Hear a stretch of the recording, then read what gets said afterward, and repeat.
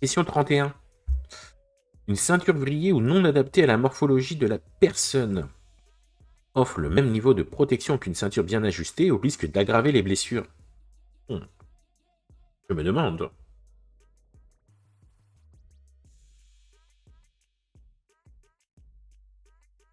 Quand j'ai appris à conduire, on me disait qu'il fallait voir la plaque. Ouais, faut voir la plaque, mais faut voir les roues aussi.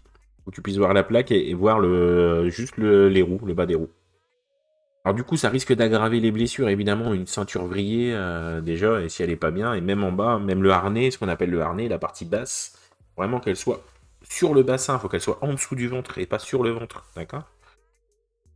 Que celle-là vrillée, bah du coup, elle peut te faire mal, elle peut te y aller les bas. Ensuite, celle qui est sur le bassin, c'est très important de bien la mettre sur les os, parce que c'est les os les plus solides chez l'être humain, le bassin, d'accord? Et surtout, bah, si jamais elle est trop haut au niveau de ton ventre, bah, du coup, ça va risquer de t'abîmer les organes, parce que ça va te serrer. Et si jamais en plus bah, elle est trop haute pour certains gamins, si jamais en fait, ou même quand tu freines, tu as un grand coup d'accélérateur, tu freines un grand coup, tu peux glisser et avoir la ceinture qui vienne t'étrangler. Du coup, quand tu es un petit peu bien portant comme moi, très important de la mettre en dessous du ventre. Ça risque d'aggraver les blessures, tout simplement.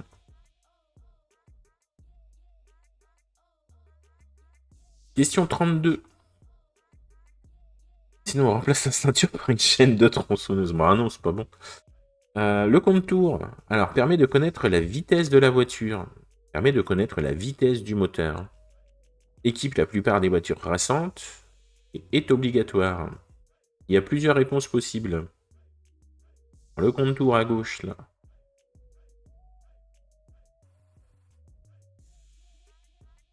Alors, est-ce qu'il te dit à combien tu roules? Je ne crois pas.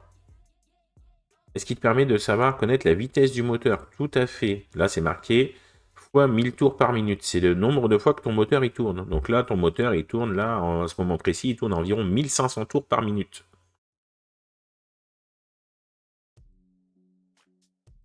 Il le dit pas, mais tu peux le savoir. Non, si tu regardes que le contour, toi par exemple, tu prends juste le contour devant toi là, il est à 1500 tours. Si tu sais pas en quelle vitesse il est, tu peux pas savoir à combien il roule. S'il est en première, s'il est en deuxième, s'il est en troisième. Tu sais pas. Juste le contour en lui-même, tu peux pas savoir ta vitesse. Après, quand tu connais ta voiture et que selon le rapport de vitesse que tu as, tu peux le deviner, tu peux le savoir. Mais là, si tu sais pas de la vitesse, à quel rapport tu es. Mais quand tu roules, oui, tu peux avoir une idée, mais ça te donne pas spécialement. Alors, est-ce que ça équipe la plupart des voitures récentes? Alors, je dirais oui, même si maintenant ils ont plutôt tendance à les enlever. Nous, par exemple, dans les toutes dernières versions des Clio 5 là, qu'on reçoit en ce moment, les toutes dernières versions qu'on a, nous, à l'auto-école, bah, il enlève le compte-tour. Et ça me fait chier parce que moi, dans la mienne, je l'ai encore. Hein, je suis le dernier à l'avoir encore. Et moi, j'aime bien là-bas. J'aime bien expliquer à mes élèves, du coup, même maintenir l'accélérateur au compte-tour et tout. Mais là, la nouvelle que je vais arriver et que je vais avoir, qui est au garage, là, qui est en train d'être validée, que je vais avoir bientôt, la toute nouvelle, il n'y a plus du tout de compte-tour. Mais normalement, ça équipe la plupart des véhicules. Et c'est pas du tout obligatoire, parce qu'ils sont en train de l'enlever, justement.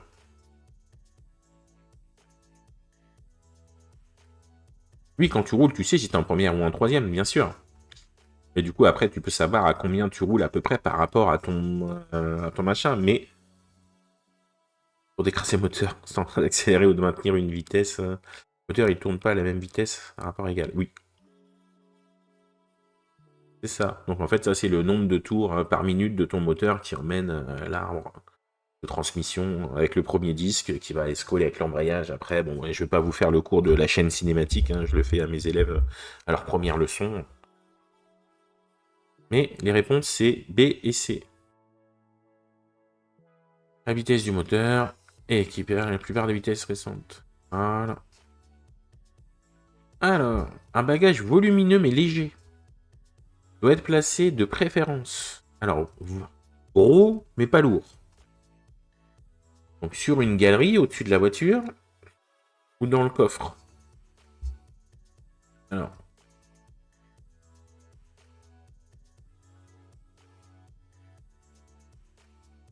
j'aime pas cette question.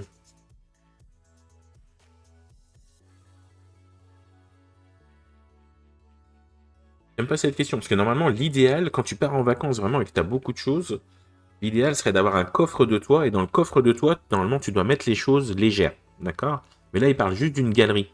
Donc si tu mets un truc léger sur la galerie, c'est pas bon.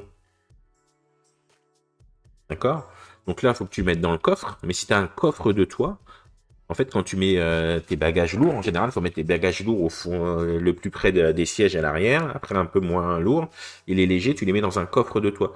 Les légers, tu les mets pas au-dessus, sinon ça va s'envoler au-dessus.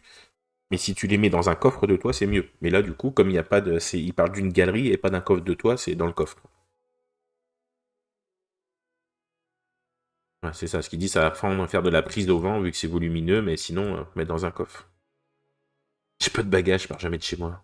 Je sors pas de chez moi, laissez-moi tranquille. Madame, laissez-moi tranquille. Je veux pas voir les gens. Alors, les radars sont implantés, question 34 sur 40, sur les réseaux où la circulation est importante, oui réponse A, non réponse B, ou aux endroits où des accidents graves sont survenus. Oui réponse C, non réponse D.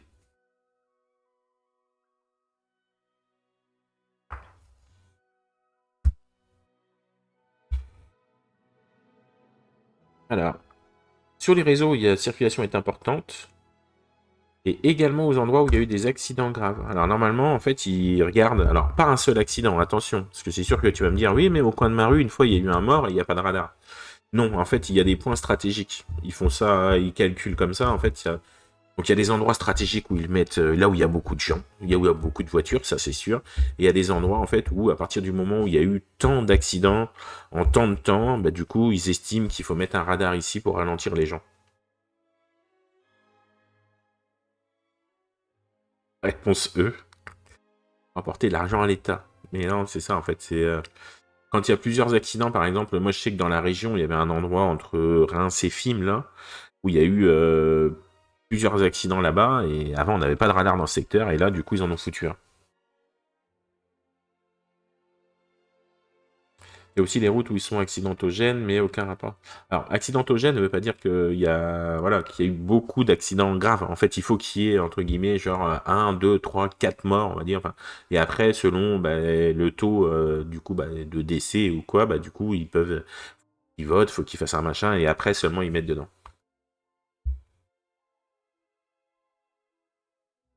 Ça, c'est sûr. Alors, à 70 km/h, ah, les calculs, Caramel, les calculs. Justement, on va parler cette fois. La distance d'arrêt. Et pas les mètres secondes, hein, cette fois. Donc, question 35. À 70 km/h sur sol sec, ma distance d'arrêt est d'environ 20 mètres, 40 mètres, 50 mètres ou 70 mètres.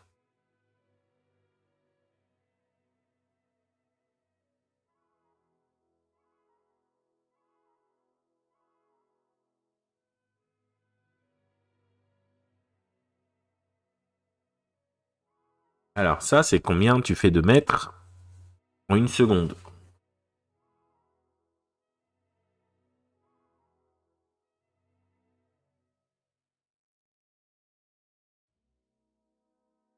La distance d'arrêt.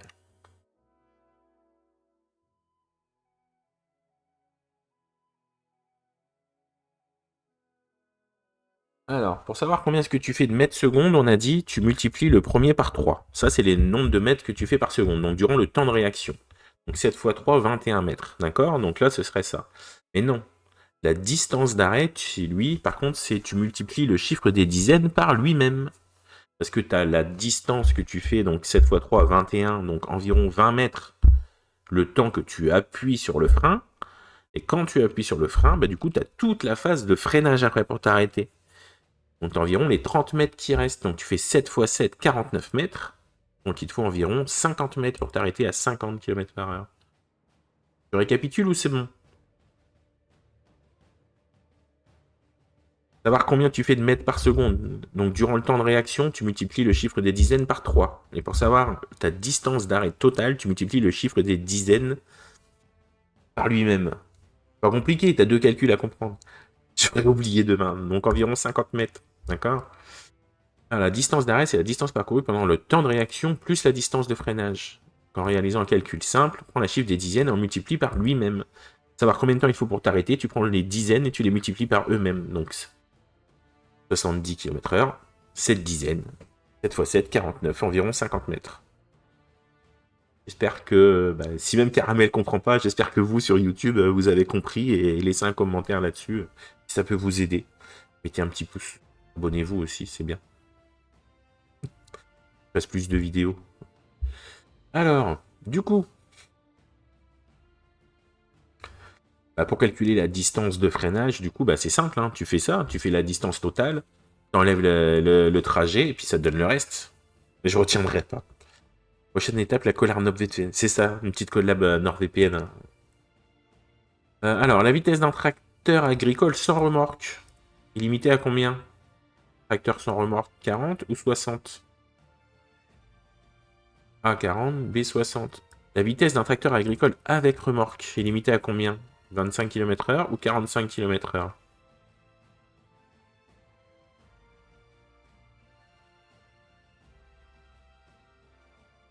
Alors, avec remorque, c'est limité à 40 km/h.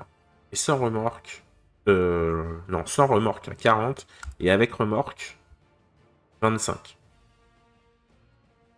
En effet. Ok? Et c'est pour ça, quand on roule sur les routes de campagne, comme nous, là, on a des routes de campagne qui passent. Et du coup, bah, t'as intérêt de les repérer de loin, quoi. Parce que si toi, t'arrives à 80 km/h dessus, tu risques un petit peu d'avoir des problèmes. Donc, faut les anticiper bien avant.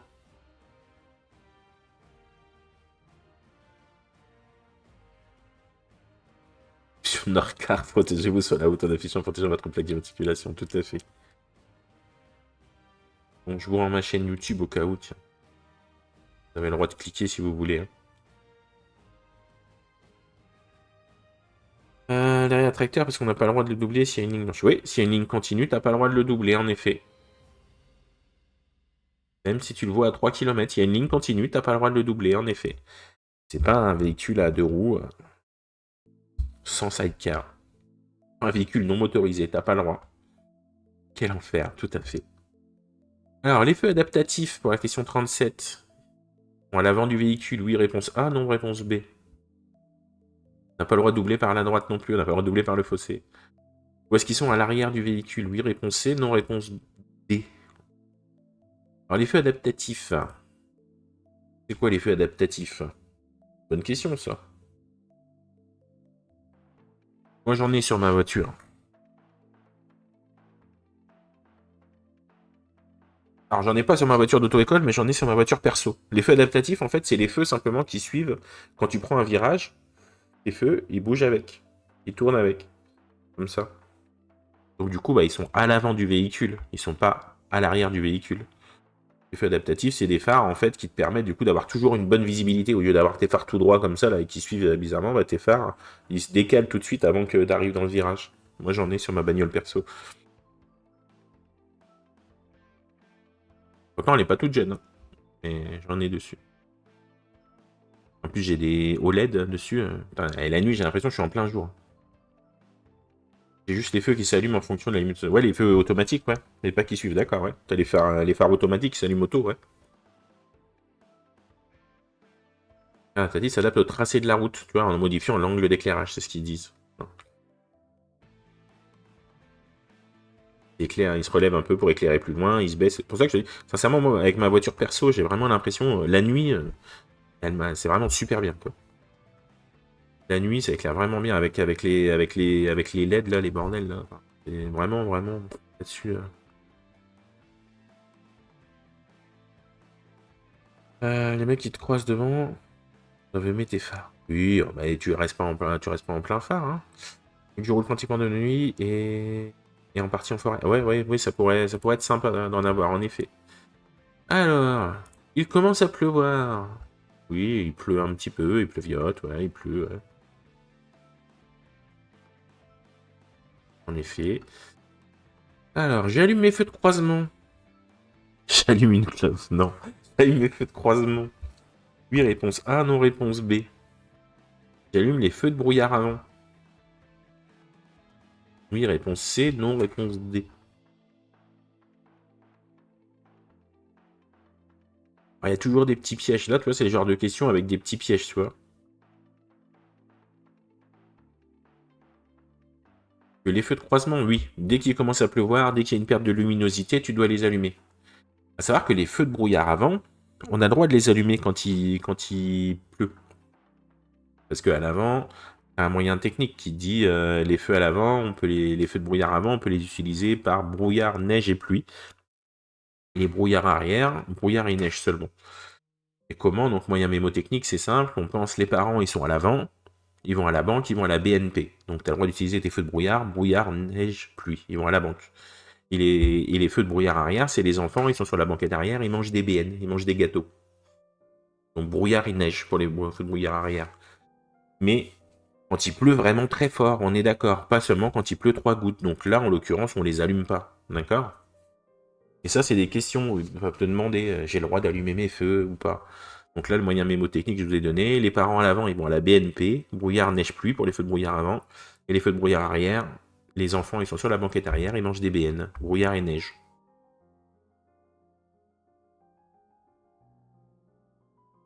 Et pour l'instant, j'ai tout bon, hein. Je suis sûr d'avoir mon code, j'ai déjà 38 sur 40, moi, donc c'est bon. Alors, un camion impliqué dans un accident grave comporte cette plaque. Est-ce que je dois l'indiquer lorsque je donne l'alerte?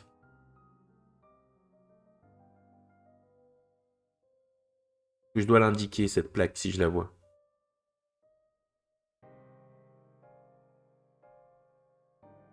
C'est pas faux, Caramel. C'est pas faux. Donc la réponse, c'est oui.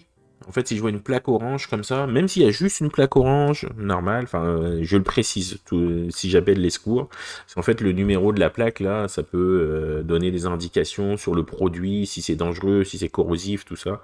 Toujours, faut toujours le dire. Attends, je fais le calcul.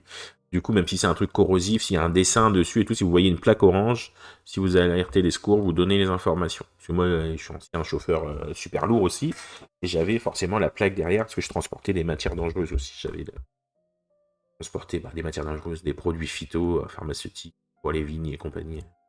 Excuse-moi, Ah, c'est pas le CPF pour passer le permis? Ouais, je reçois pas mal d'appels. on s'en fout, toi, tais-toi. Hop, dégage. Ma série. Ok.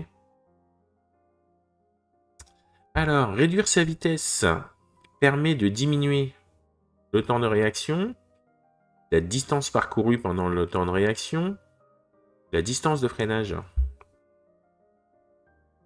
Ah, elle est pas mal celle-là. Indique là, ça peut servir. Au pire, l'info sert à rien.